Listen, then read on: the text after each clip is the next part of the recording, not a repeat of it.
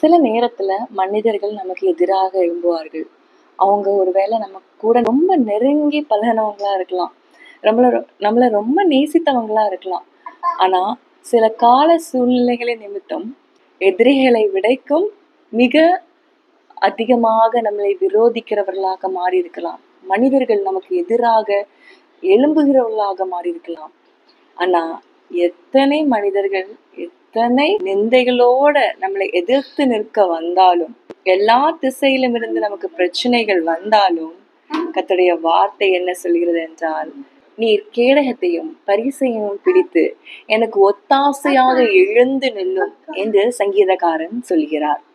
ஆமென். கர்த்தர் நமக்கு ஒத்தாசையாக எழுந்து நிற்கும் போது நமக்கு எதிராக நிற்பவர் யார்? ஆமென். எத்தனை மனிதர்கள் நமக்கு எதிராக வந்தாலும் கர்த்தருடைய ஒத்தாசை நமக்கு இருக்குமானால், கர்த்தருடைய உதவி நமக்கு இருக்குமானால் நாம் கலங்க வேண்டிய அவசியமே கிடையாது. அது மனிதர்கள் மூலமாக வருகிற எதிரடையான காரியங்களாக இருக்கலாம், அல்லது இருளின் அந்தகாரமாக இருக்கலாம். எதுவாக இருந்தாலும் கர்த்தர் நமக்கு துணையாக இருக்கும்போது, கர்த்தர் எனக்கு ஒத்தாசையாக இருக்கும்போது எனக்கு கலக்கமே இல்லை, நான் பயப்படவே போறது கிடையாது அப்படிங்கிற ஒரு தீர்மானம் இந்த நாளில் உங்களுக்கு வர வேண்டும். விசுவாசத்தோடு இருங்க, தைரியத்தோடு இருங்க.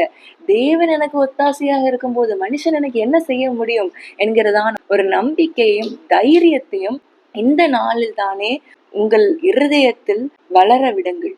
ஆமென். அந்த தைரியம் உங்கள் இருதயத்தில் ஆட்கொள்ளும் போது கர்த்தருடைய பிரசன்னம், கர்த்தருடைய கிருபை, கர்த்தருடைய ஆவியானவர் உங்களோடு இருந்து எல்லா வருகிறதான இக்கட்டுகளையும் முறியடித்து உங்களுக்காக இந்த நாளில் எழுந்து நிற்க போகிறார். நீங்கள் அவரை நோக்கி பாருங்கள். கர்த்தர் உங்களுக்காக எழுந்து நிற்பார். God bless you all.